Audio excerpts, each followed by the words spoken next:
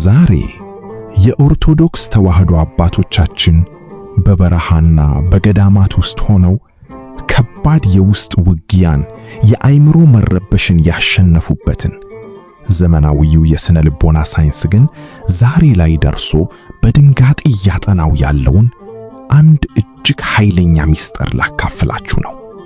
የውስጥ ቁስልና የነፍስ ድካም ሲበዛባችሁ፣ አይምሮአችሁ በሐሳብ ሲሞላ፣ ዝም ብላችሁ በልባችሁ ውስጥ የምትደጋግሟት አንዲት አጭር ነገር ግን ተአምረኛ ቃል አለች። ይቺ ቃል ምንድነች?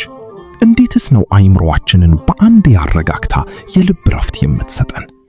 በጥሞና ተከታተሉኝ። ይህ እጅግ በጣም ጠቃሚ የሆነ መልእክት ለብዙዎች ይደርስ ዘንድ ቪዲዮውን ላይክ በማድረግ እንድትጀምሩት በአምላካዊ ፍቅር እንጋብዛለን።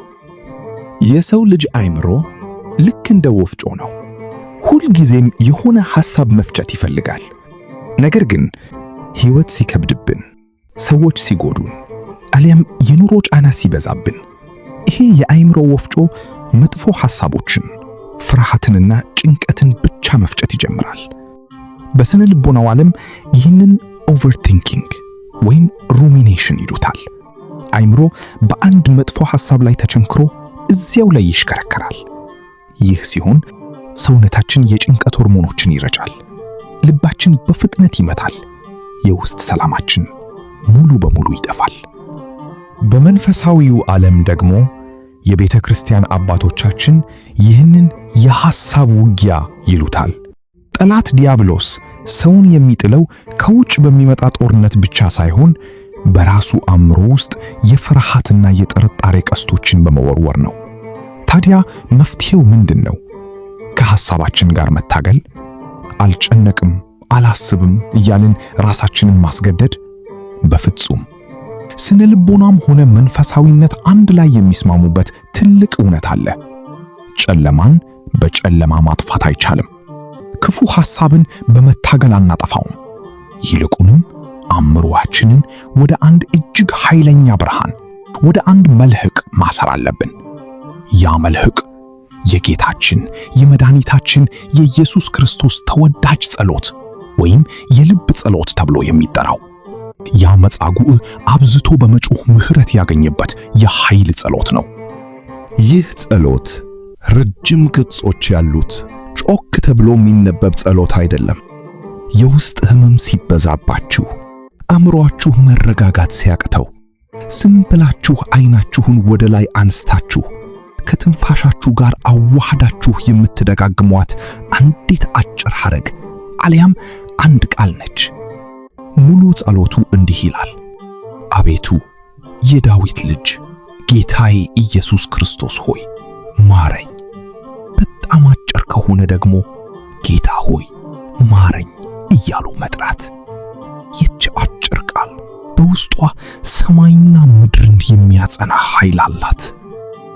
ታዲያ እንዴት ነው ይህ ጸሎት የሚሰራው? እስኪ ይህንን እውነት የሚያሳይ አንድ አጭር ታሪክ ላካፍላችሁ። አንዲት እናት ነበሩ። እኚህ እናት የሕይወት ፈተና በስቶባቸው፣ የገንዘብ ዕዳ ተጭኗቸው፣ ቤተሰባቸው ተበታትኖ እጅግ ከባድ ወደ ሆነ የውስጥ ቁስልና ድብርት ውስጥ ገቡ። ቀንና ማታ ማልቀስ ሆነ ስራቸው።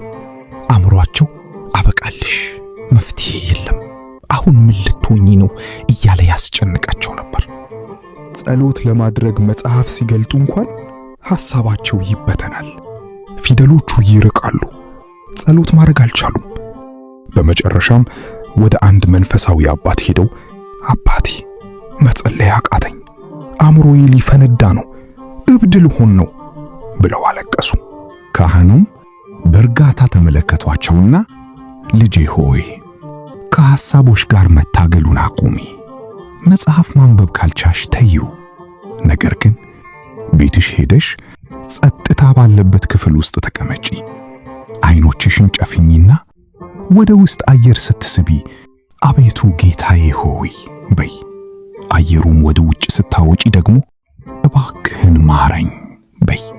ሐሳብሽ ሊበተን ሲሞክር መልሰሽ ወደዚሁ ቃል አምጪው፣ ይህንን ብቻ ደጋግሚ አሏቸው። እኚህ እናት ወደ ቤታቸው ተመልሰው የተባሉትን ማድረግ ጀመሩ። የልብ ምታቸው ተረጋጋ። ከውስጣቸው ከየት እንደመጣ የማያውቁት እጅግ ጥልቅ የሆነ የሰላምና የረፍት ስሜት ፈሰሰ። የውስጥ ቁስላቸው ኃይል በሆነ በስሙ ኃይል ታጠበ። እኚህ እናት ከችግራቸው መፈታት በፊት የልብ እረፍታቸውን አገኙ። የነበረባቸውም ችግር ቀስ በቀስ ተፈታ። ወዳጆቼ፣ ይህ የዝምታ ጸሎት ዛሬ በዘመናዊው ሳይንስ ማይንድፉልነስ እና ሜዲቴሽን ተብሎ ከሚጠራው እጅግ የራቀና የጠለቀ ነው። ሳይንሱ አእምሮን ወደ ባዶነት አምጣ ይላል። የኦርቶዶክስ ተዋህዶ አባቶቻችን ግን አእምሮን ባዶ አታድርገው፣ ባዶ ከሆነ ሌላ ክፉ መንፈስ ይገባበታል፣ ይልቁንም አእምሮህን በክርስቶስ ስም ሙላው ይሉናል። የዚች አንዲት ቃል ኃይል ያለው በስሙ ውስጥ ባለው መለኮታዊ ጸጋ ላይ ነው። መጽሐፍ ቅዱስ በምሳሌ ምዕራፍ 18 ቁጥር 10 ላይ የእግዚአብሔር ስም የጸና ግንብ ነው፣ ጻድቅ ወደ እርሱ ሮጦ ከፍ ከፍ ይላል ይለናል። በሐሳብ ማዕበል ውስጥ ሆናችሁ አቅም ሲያጥራችሁ መውጫ ሲጠፋችሁ ጌታ ሆይ ማረኝ ብላችሁ ስትጠሩ ወደዚያ የጸና ግንብ ውስጥ እየገባችሁ ነው። ታዲያ ይህንን የልብ ረፍት የሚሰጥ ጸሎት በዕለት ተዕለት ሕይወታችን ውስጥ እንዴት እንተግብረው? በጣም ቀላል ነው። ጭንቀት ሲጀምራችሁ አሊያም ማታ እንቅልፍ ሲርቃችሁ ስልካችሁን አስቀምጡ፣ ቴሌቪዥኑን ዝጉ፣ አልጋችሁ ላይ አሊያም ጸጥ ባለ ጥግ ላይ ተቀመጡ። አይናችሁን ወደ ላይ አቅኑ፣ ሰውነታችሁን ዘና አድርጉ።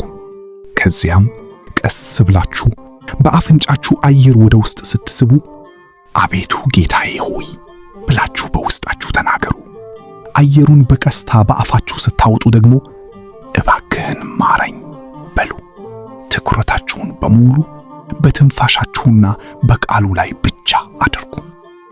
ሐሳባችሁ ወደ ትላንትናው ሐዘን አለያም ወደ ነገው ፍርሃት ሊበር ሲሞክር አትደናገጡ፣ አትበሳጩ።